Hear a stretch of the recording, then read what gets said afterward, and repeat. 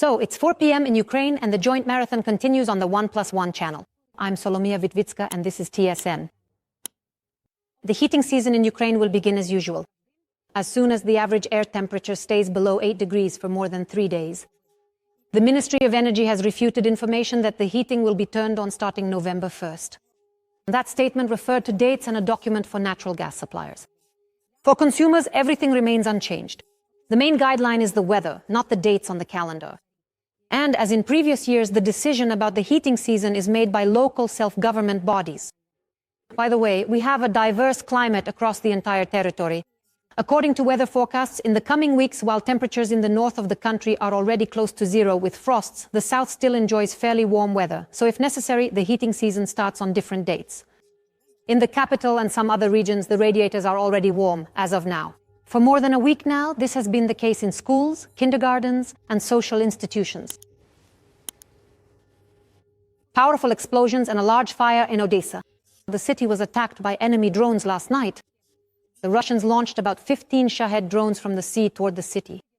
As a result of the explosions, warehouses in the suburbs were partially damaged. In Zaporizhzhia, 4 people were killed and 2 were wounded. In Preobrazhenka, the enemy killed a married couple in their car this morning. 2 more men died in the village of Novopavlivka. There, a drone struck a car the previous evening. During the attack, 2 sisters were also injured. One of them is only 17 years old. In Chernihiv, 5 people were injured as a result of a Lancet strike on an infrastructure facility. And a Russian drone attacked a shop in Semenivka. There, 1 person was killed and another wounded. In Siversk, which is in Donetsk region, the enemy dropped a guided aerial bomb and killed a person. Another person was killed in Yurivka. The bomb hit a house. There is significant destruction in Kostiantynivka. An enemy drone struck the courtyard of an apartment building in Sumy. I was injured. 3 people were wounded in the Sumy district as well. The Russians struck a private yard with a drone. A man and a woman who had come from Sumy to feed the dogs were injured. The head of the Tetskivka district was also caught in the drone's ambush. He survived because he managed to jump out of the car in time. As soon as the drone started to rise, he jumped out. In the morning, the Russians shelled a store in Bilozerka, Kherson region. A shop assistant and an elderly woman suffered blast injuries. The occupiers also attacked residential neighborhoods in Kherson with artillery. 2 civilians were injured. Both are under medical supervision. During the attack, the Russians damaged residential buildings in the Korabelny and Dnipro districts of the city. I was in the hallway, we were getting ready to go to the store, I was getting dressed, and then there was a bang. I didn't even realize what happened. And then a second time, I'm still getting dressed. I call Liza on the 2nd floor, she's crying. I tell her, come to me. Well, I wasn't really that scared because, it happens so often now. These windows, first of all, were blown out because the blast was this way and the wall held up over there. The garage is destroyed, just destroyed. All these rooms, you can go into the southern ones. There were 4 at first, it was close here. And then there was a bit of a longer pause, they were more spread out. A longer pause and then it started again. And I think the first ones landed here from the 2nd volley. There were 149 battles fought on the front line over the past day. The situation remains most tense in the Pokrovsk and Oleksandrivka directions. There, according to the General Staff, Ukrainian soldiers are repelling up to 50 enemy attacks per day. The enemy is also assaulting positions around Vovchansk and Kupiansk. They are also attempting to advance in the Kramatorsk, Rykhiv, and Kostiantynivka directions. In addition, they relentlessly attack defense forces' positions from the air. Nearly 100 airstrikes in a single day. Settlements in the Kharkiv, Donetsk, Zaporizhzhia, Kherson, and Dnipropetrovsk regions are also under attack from aviation and guided bombs. However, our rocket forces and artillery are quick to respond. Over the past day, they struck 10 concentrations of enemy personnel and equipment along the front line.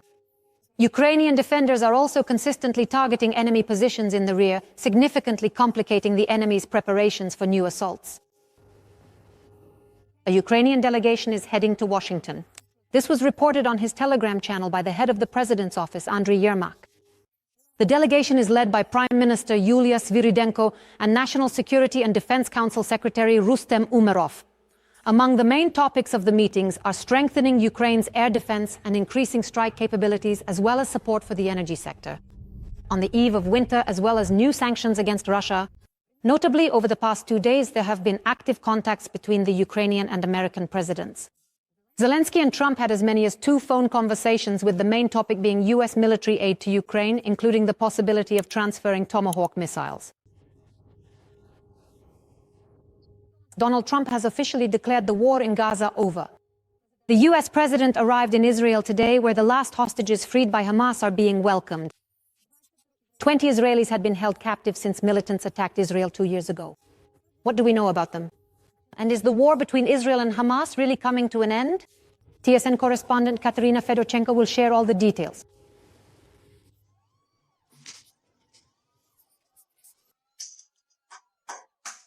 For 2 years, they hadn't seen their loved ones. The relatives of the Israeli captives are finally able to speak with them via video call. A mother greets her son. "You are truly coming home. You are my whole life. You are finally coming home." Their wife, a husband, and a father. "Look, Dad has arrived. He came back from Gaza, and today we'll be together with him. You'll see your dad." These are the first moments of Einav meeting her son Matan. For 2 years, the mother protested in the streets, met with officials and presidents so that they would continue negotiations about the hostages. And finally, her son is home. "My dear, your sisters and your fiancé are so eager to see you. And your dog Nuni." Is he still alive? "Of course, they returned him to me after 4 days." 20 people. The last hostages who survived after being captured by Hamas militants in October 2023. At that time, during the attack on Israeli cities, 1,200 people were killed and 251 were taken captive. Some of the hostages were exchanged for imprisoned Palestinians. Some were freed by the military. The last 2 groups, 7 and 13 people, were handed over to the Red Cross today, which then returned them to Israel. In these shots, you can see how Hamas previously handed over hostages. They gathered whole crowds and put on a show. In particular, they gave the captives gift bags with their own symbols and souvenirs. And they forced them to smile for the cameras. This time, Israel insisted that the handover take place quietly, without any rallies. The bodies of 28 deceased are also to be handed over privately. Experts still need to identify them. After all, there have been cases in the past when militants returned the bodies of other people. In return, the Israelis will send almost 2,000 people to Gaza. These are 250 prisoners from Israeli jails and 1,700 people arrested during the operation in the Gaza Strip. Previously, Palestinians celebrated loudly when their people returned. However, this time the Israel Defense Forces insist that the prisoners be met by their relatives, not publicly.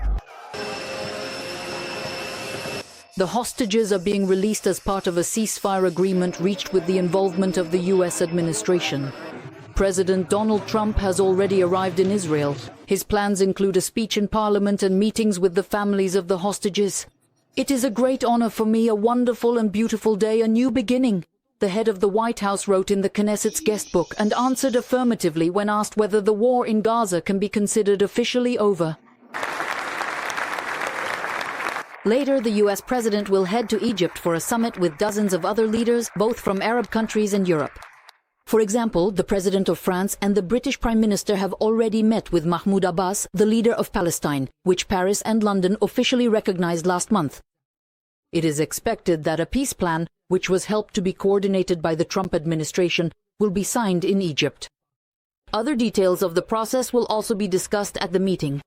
For example, about half of the Gaza Strip will remain under Israeli control for an indefinite period. And the territory will be governed by a transitional Palestinian committee under the supervision of the Trump-led Peace Council. The U.S. president promises to establish it very quickly. The Israeli prime minister will not fly to Egypt after all, despite Trump's invitation. Officially, the reason is a religious holiday. Marathon. The only news. The European Union is working on allocating 100 million euros to Ukraine to help get through this winter.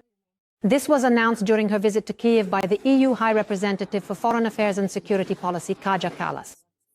According to the official, the funds will be used for generators, shelters and equipment for the cold season. For his part, Ukraine's Minister of Foreign Affairs, Andrei Sybiha, handed over a list of our winter needs following Russian attacks on the energy infrastructure. Kallas also reported that Brussels has decided to allocate about 10 million euros for a special tribunal for the aggressor country and 6 million for the victims of Kremlin war crimes. This refers to children and those who have suffered from sexual crimes. The parties also discussed security issues separately. The Ukrainian side is ready to share its experience with Western partners in combating Russian drones. Andriy Sibiha stated this at a joint press conference. Journalists also asked Kaja Kallas a question about how the European Union views the transfer of American Tomahawks to Ukraine. The diplomat responded that Brussels welcomes all tools that make Ukraine stronger and Russia weaker. She also added that, in her opinion, time is no longer on the Kremlin side.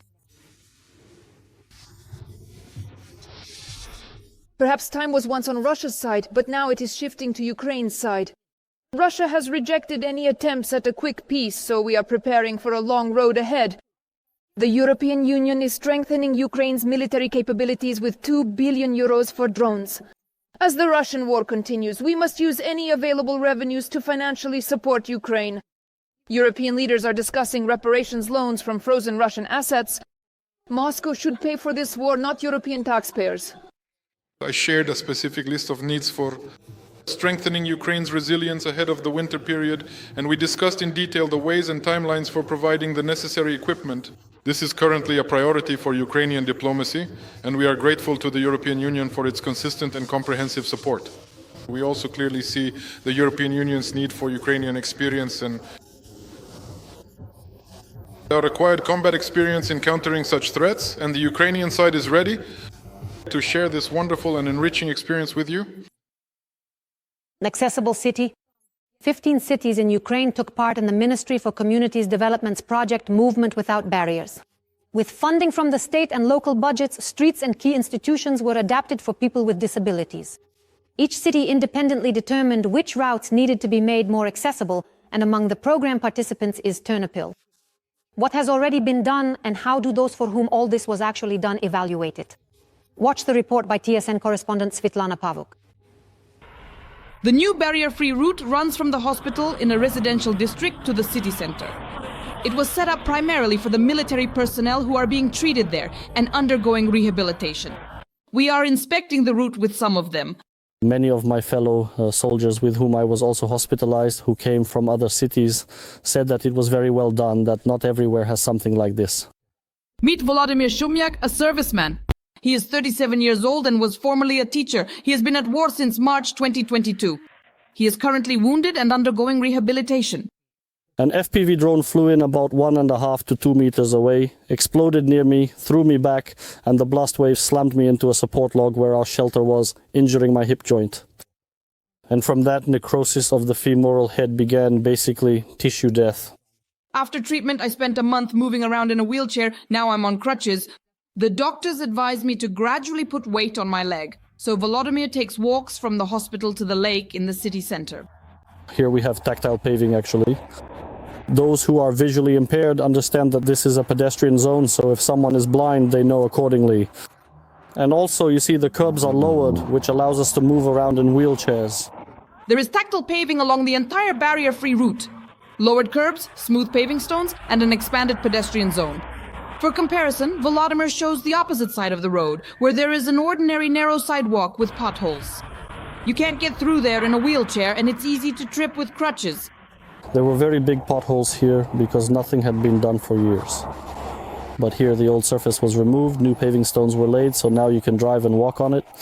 The main purpose of this 4-kilometer barrier-free route is to allow people with disabilities to freely reach the locations they need, according to the City Council. That's why several public transport stops have also been renovated, and a free social taxi service is operating. At the moment, we have completed the first phase of work in our city. We have plans for every day of the coming year. I want to make the entire city comfortable and barrier-free, to connect all the centers providing medical and social services so that they are convenient for every resident of our community. Each of the 15 pilot cities in the project independently chose where exactly to lay the barrier-free routes and which institutions to connect with them. The funding for these innovations is shared according to the relevant ministry. If we talk about the crucial funding aspects, here we have, let's say, a joint and collaborative decision-making process.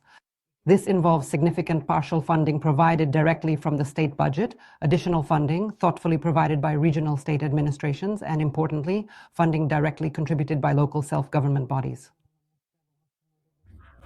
By January, all 15 cities must complete the work on creating accessible infrastructure, and next year, other communities are expected to join the project as well. Svitlana Pavuk, Alexander Romanyuk, Vitaly Pavuk, Ternopil, TSN 1+1, Marathon United News.